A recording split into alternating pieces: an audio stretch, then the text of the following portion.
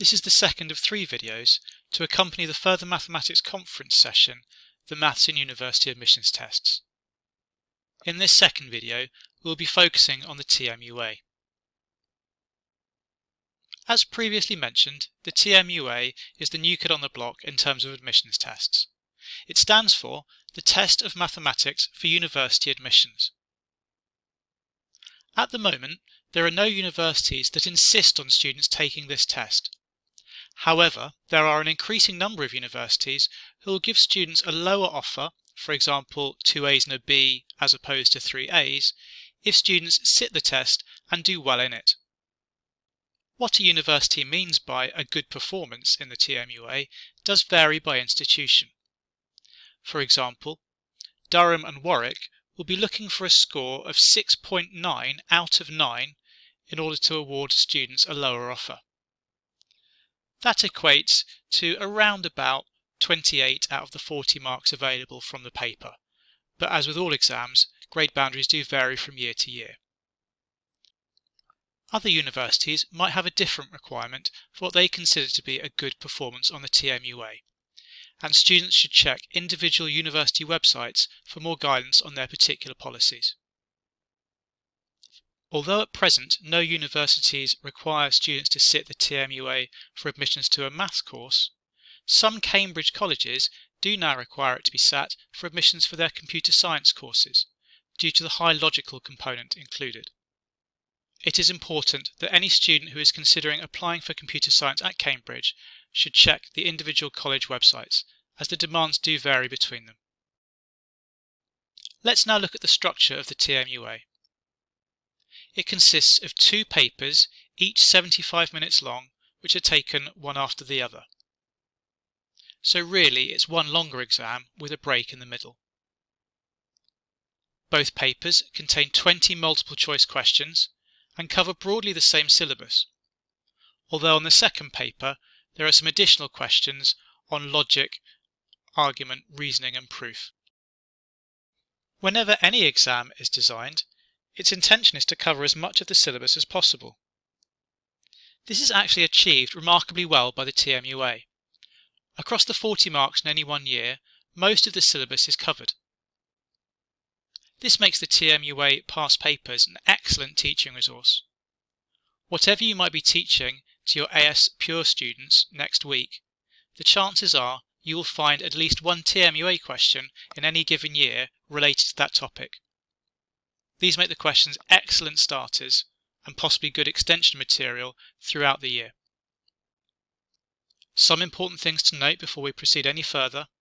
Students are not allowed access to calculators or dictionaries, and they are provided with no formula sheet for this paper. So any standard results that they might be familiar with from AS level or A level should be committed to memory. Let's now look at some example problems directly taken from the TMUA papers. Here is an example showing how the questions are closely related to work that students will have covered in the first year of an A-level course or during an AS level mathematics course. Here the question is clearly related to the sign rule, however the thought processes involved are more developed and more sophisticated. Here is the question that we saw in the first video, which was also taken from a previous TMUA paper. This time I have included for you the multiple choice answers. As you can see, the number of multiple choice options varies from question to question and is not a set amount. This allows the examiners to choose the appropriate number of options to provide a suitable challenge, but also provide a suitable level of doubt. It will also prevent students from just guessing, because often, as is the case here, the number of answers is quite high. When using these questions as a teaching resource, it might sometimes be preferable to withhold the multiple choice options.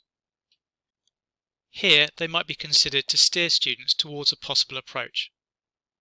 Of course, when students are sitting the exam for real, they will want to use the multiple choice options to look for clues. But perhaps when using these as preparation, it might be better to make them think completely openly first, to develop their problem solving skills. Here we see an example of one of the logic questions that will occur on paper 2. Take time to read this question and ask yourself how prepared you think your students would currently be to answer a question like this. Although all admissions tests will have elements of reasoning, logic and proof, it is perhaps not as explicitly covered as it is on the TMUA, and students will need to do dedicated preparation for these sorts of questions. The second paper is not exclusively formed of questions like this. It does have some more standard A-level type questions too. However, this is a sizable element and specific preparation will be required. This website has all the information you will need, along with access to past papers and worked solutions. We recommend that you should not give students access to solutions too readily. They need to get used to having to work out the answer for themselves and to convince themselves that they are correct. These problems can be very challenging, and it is all too tempting for students to look for the answer too early in the thought process and try to work backwards rather than develop the skills they need to be able to deal with problems completely from scratch. However, should you want access to the solutions yourself, you will find them here. We would recommend that you look at some of these past papers and try some of these questions for yourself. Given that each paper has 75 minutes allocated to it and 20 questions, that equates to around 3.5 minutes per question.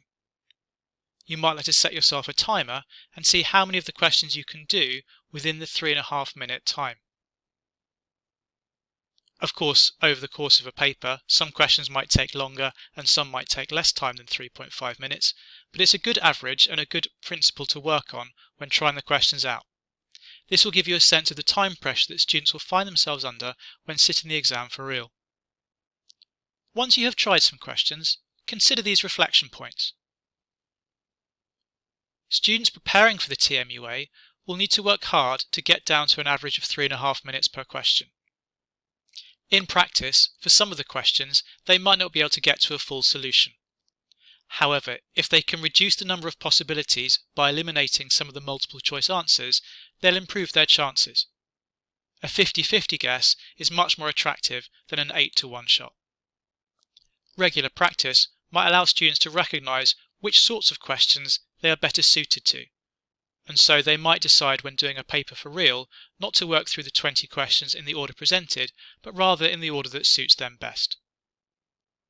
For example, given the timing of this exam, so early in year 13, many students are still getting to grips with the notation around logarithms, and might find that enough of a challenge without factoring in also the problem-solving nature of the questions on the TMUA. So some students might prefer to leave questions on logarithms until last. Of course, this will vary from student to student, as each has their own strengths and weaknesses. Performing well at these sorts of problem-solving questions is a skill that students will need to practice and develop like any other. Over time, they will hopefully develop a problem-solving bag of tricks to help them with these sorts of questions. Some examples of these are shown here. In supporting students to develop these sorts of skills, the AMSP offers full-day training courses looking at these sorts of problem-solving developing techniques. See our website for further details. As previously mentioned, Paper 2 has particular demands on students regarding logic, reasoning and proof. There is a lot of information on the Admissions Testing Service page, and students absolutely must read this information, which provides guidance on how to approach these questions.